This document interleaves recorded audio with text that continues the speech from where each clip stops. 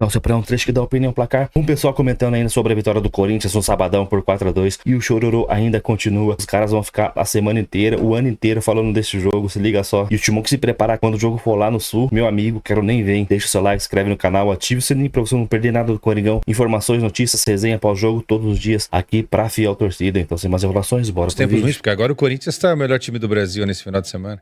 Que isso, hein? O Corinthians fez um jogaço. Quem enfia 4-2 no Internacional pode levantar. Fora os gols anulados, 8 gols anulados. O Corinthians teve 3 gols anulados? 2-2, né? Memphis e Yuri, Sabe que devia ser proibido anular gol do Corinthians em Itaquera, por definição.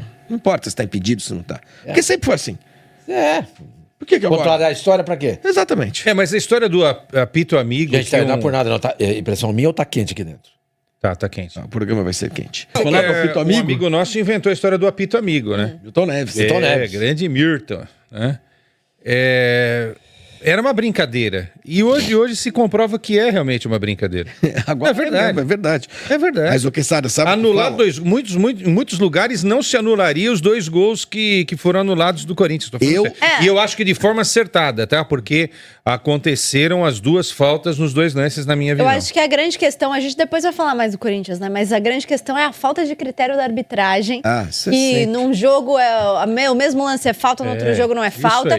E, pelo amor de Deus, o juiz estava na frente dos 2 lances de falta, né? Então, assim, como que o cara não... Só enxergar. Belíssimo jogo do Corinthians. Falou depois do jogo, tá todo mundo falando. O Vitão falou, o Vitão falou que árbitro chega lá em Itaquera, vou falar um palavrãozinho porque eu vou repetir o que ele falou. Chega tudo cagado. Mas como assim? Porque fica com medo de apitar pro... E aí ele teve 2 gols anulados? Mas ele mencionou a expulsão do Bruno Henrique e não sei o que. Volta lá os jogos, gente. Agora, ele se referiu de que maneira ao estádio do Corinthians? Internacional... As reclamações do Internacional são a expulsão do Bruno Henrique e o pênalti dado pro Corinthians, porque teve um lance muito parecido, Palmeiras e Internacional, que o Rios disputa a bola e com o pé alto na hora que ele abaixa o pé, pega no jogador do Internacional. E não foi marcado pênalti pro Internacional. E são lances parecidos. Então essas são as 2 reclamações. É aquela velha história. Reclamou de um que não deu, aí acha que o outro... O erro que ficou lá, ficou lá. A gente pode também achar que no próximo jogo tem que errar também, né? E outra, o cara deu... O Oscar Romero, que é irmão do Ángel, né? Inclusive os 2 jogando com a camisa 11, né? Foi uma curiosidade aí. O Oscar Romero, ele deixa o pé na barriga do Bidu, pô. Se isso não é pênalti, então eu não sei o que é, pô. Né? E outra, teve uma reclamação de um pênalti do Wesley com o Yuri. Os 2 se agarram dentro da área. Inclusive o Wesley começa a jogada metendo a mão no peito do jogador do Corinthians, entendeu? Essa foi uma outra reclamação. Mas olha, agora o Vitão tá totalmente desconectado com a realidade. Desculpa, Flavinho, porque... E ele chamou o estádio de porcaria. Foi meio deselegante. Bem deselegante. Muito deselegante. Péssimo, Vitão. Agora, jogo bom mesmo foi o jogo do Corinthians sábado, que sabe? De todas as ligas... Onde foi o jogo? Itaquera. De todas as ligas... Inclusive o jogo não terminou ainda porque o Internacional tá querendo empatar o jogo, acho que não vai conseguir. Agora já vamos mudar a brincadeira. De todos os jogos, de todas as 10 maiores ligas do mundo, e o Brasil tá inserido nela, foi o melhor jogo de todos. Na rodada do fim de semana? Não teve Bayern de Munique, não teve Barcelona, Arsenal, Real Madrid, não teve nada. Esse foi o maior jogo, muito exagero é verdade, mas foi o maior jogo do final de semana. Então foi um jogo muito bom, gente. Foi um jogo muito bom. Pra quem parou pra assistir, foi um jogo legal. Polêmico, enfim. Não, um jogo muito bom. Mas muito bom. O Corinthians fez 6 e só valeram 4. E o Inter foi lá, virou o jogo, né? Virou 2-1 e depois o Corinthians virou 4-2. Eu não achei falha do Hugo, hein? Só pra deixar claro o meu ponto de vista. Ele toca na bola. Não, foi bola difícil, meu. Aí alguém tem que estar na marcação, né? Claro. Os caras estão dormindo no ponto, hein? Esse é o problema, viu? Essa jogada foi linda, o gol do Thiago Silva. Foi a virada do Inter. O Inter nesse momento estava muito bem no jogo. Sei lá, no final do primeiro tempo, né? E aí faz 2-1. Vira, o Corinthians tinha feito 1-0 com o Yuri Alberto, o Inter virou o jogo. E o Yuri Alberto estava encantado, né? A defesa precisa melhorar. Ele colocou o Hugo, o Angileri não pôde jogar, não é? Controle de carga, agora virou famoso falar isso, né? Balança de balança, estrada. Controle de carga, é isso? Trabalho para caminhão. Parece burro de carga, né? Mas aí é o seguinte, aí o Bidu entrou no segundo tempo na vaga do Hugo. Pô, e o Bidu fez uma boa partida. É mesmo? Ele sofreu... Ou tá resolvido o problema lá? É, porque ele quer renovar, né? Entende como é que é, né? E vão renovar por mais 5 anos com ele, 3, 4 anos. Acontece. Eu não faria isso. Mas ele sofre o pênalti e ele dá o passe pro gol, né? Então ele fez um bom segundo tempo. Mas defensivamente o Corinthians precisa se ajustar. É que o ataque funcionou muito, né? Pra falar a verdade, o ataque do Corinthians tem criado, né? Ele tá ali rondando a área do adversário. É que não é todo jogo que você vai conseguir fazer 6 gols, né? Talvez no próximo crie até mais possibilidades. Esse foi anulado, gols, né, Kessara? Esse aí foi anulado. Anulado por impedimento. Porque é o seguinte, foram 2 gols, né? O gol anulado... O gol do Memphis é lindo. O gol do Yuri, quando tava 2-1 pro Inter, o Mateuzinho fez uma falta no Wesley no início da jogada. Certo. Tá? E aí depois, quando o jogo tava 2-2, o Memphis faz 3-2 e não valeu, porque o Ramalho faz a falta no Luiz Otávio. Esse gol. Então foram os 2 gols anulados, de Yuri e também do Memphis, tá? E aí depois se confirmaria o gol do Yuri de pênalti, né? No pênalti sofrido pelo Bidu. E o Coronado fazendo o golaço. Essa daí foi do Ramalho... Eu, sinceramente, olhando assim, no Luiz Otávio. É que tem uma imagem mais próxima aí. Aí não e essa foi a falta anotada no gol do Memphis, né? Essa foi do Memphis, tá. E aí foi o chute do Oscar Romero no peito do Bidu. Eu acho que é pênalti. Eu acho que anular esses lances... Porque assim, falta que o cara não viu. É o golaço do Coronado, olha lá. Talvez que veja. Bonito gol do Coronado, né? Coronado. Eu vi esse jogo, mas eu não tô lembrando se a expulsão do Bruno Henrique foi quando tava 2-2 ou quando tava 2-1 pro Internacional ainda. Aos 15 minutos. Ele ia ser substituído, inclusive. Tava 2-1 pro... Tava 2-1 pro Inter. Esse jogo, essa expulsão deu uma abalada no Internacional. Agora, acontece, vai fazer o quê? Expulso, você precisa reorganizar o time, né? E é isso, eu achei que o Inter, tudo bem, tava com 1 a menos boa parte do jogo, e é claro que isso pode influenciar no resultado, né? Porque o time sente jogar com 1 a menos fora de casa contra uma equipe que o Corinthians, né, tem aí, a gente fala da defesa do Corinthians, mas tem um bom ataque.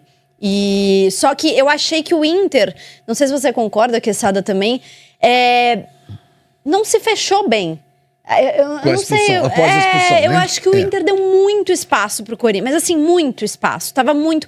Por mais que, tava com 1 a menos, mas o Internacional podia ter tentado segurar. Exatamente. Acho, se compactar e segurar ali o resultado. Mas eu achei que o Inter deu muito espaço. Não, você tá certa. Só que assim, aí também teve um adversário que, empurrado pela torcida... Claro. Tinha que partir pra cima. E acontece. Então, mas por isso mesmo que eu achei que faltou compactação. Porque, obviamente, o Corinthians ia pra cima. É que a ideia não era essa, né? A ideia... Até o Bruno poderia ter sido substituído ali. E depois da expulsão do Bruno, acontece o seguinte. O Ener Valencia sai do time. Aí ele coloca o Gustavo Prado, que é o meio-campista, pra tentar, de alguma maneira, recompor ali o setor, né? Aí você perde a referência do Ener Valencia. Tudo bem que tem boa parte da torcida tá pegando no pé do Ener, porque acha que ele tem que desenvolver mais. Mas, enfim, você perde um atacante, né? E o atacante geralmente segura os 2 zagueiros lá.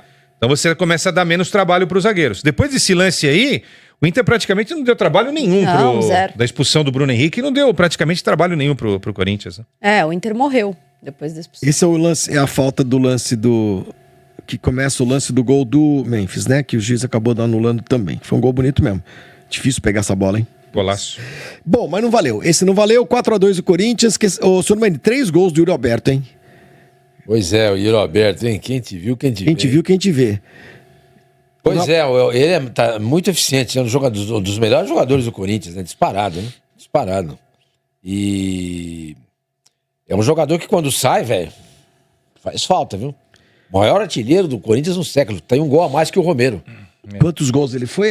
De cabeça você não lembra. Você quer ter um gol a mais. 63 a 62. Exatamente. Pô, 63 gols no Corinthians já fez? Não, perdão. Muita coisa. 68 a 67. 68 a 67. Isso no século, tá? Ele tem quase...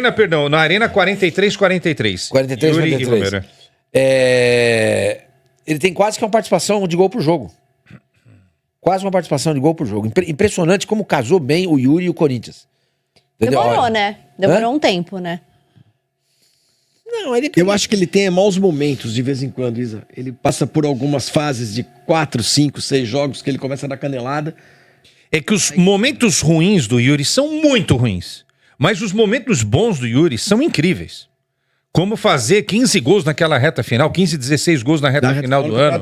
Fazer 3 gols num jogo contra o Internacional. Gente, é o Internacional, pô. E outra coisa, existe uma má vontade de algumas pessoas em relação ao Yuri, entendeu?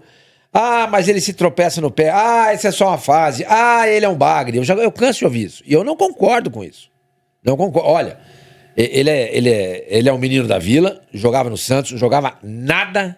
Ele vai para o Internacional, joga super bem. Pois é vendido lá para a Rússia, né? Para a Rússia, né, que ele foi? Zenit, é. Zenit. Joga bem lá, vem pro Corinthians. Tem um início irregular, concordo com a Isa.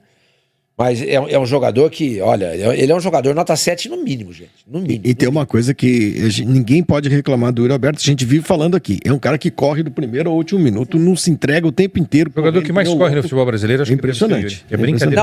Não, a impressão que dá que... Ele nunca se manifestou sobre isso, né? Mas a impressão que dá é que ele é corintiano, cara. Ele corre pelo Corinthians como se ele fosse um torcedor da arquibancada. Que você ali, escuta, entra, porque o centroavante teve um problema de hemorroida aqui, então você entra no lugar dele aí e ele entra e joga, cara. E joga. Impressionante como a identificação dele com o Corinthians, o amor que ele tem pela camisa, entendeu? A dedicação dele em campo. Ele é muito eficiente, gente. Muito eficiente. A gente já falou aqui de uma oportunidade para ele na seleção brasileira.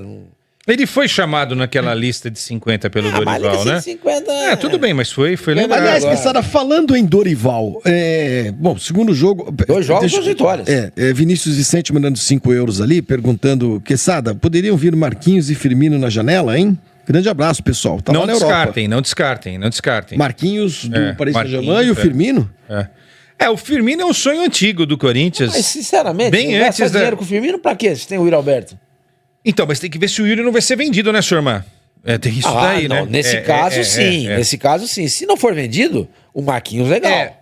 O Corinthians faz um zagueiro. Sim, eu gosto muito da ideia do Firmino. Acho que é possível Firmino e Yuri e Memphis em alguns jogos juntos, não é? Mas eu acho que pro ataque, o Corinthians precisa de um jogador com outro perfil, que é ponta, sabe? Tipo o Roger Guedes. Um cara que jogue pela ponta. Um Dudu, por exemplo, entendeu? Tô falando desses caras jogando em bom nível, tá, gente? Pra ninguém falar, mas você quer o Dudu do Cruzeiro. Tô falando que jogando em bom nível é isso que eu vejo no elenco que precisa de um cara mais aberto de velocidade. Os zagueiros precisa de 8, né? 8 não, precisa tanto, não. Precisa de 2 zagueiros. Tá bom, não, 2, 8. Tô ficando louco. 2 zagueiros, mas se você é 8... Quanto? 8. Não, você exagerou. Eu exagerei. Precisa de 16. E precisa de mais alguém no meio-campo para essa posição do Garro. Porque o Coronado é uma grande interrogação. O Coronado fez esse gol aí, a gente não sabe quando ele vai voltar a jogar, se ele vai voltar a jogar, e quando voltar a jogar, se ele vai conseguir apresentar alguma coisa. E o Garro, hein?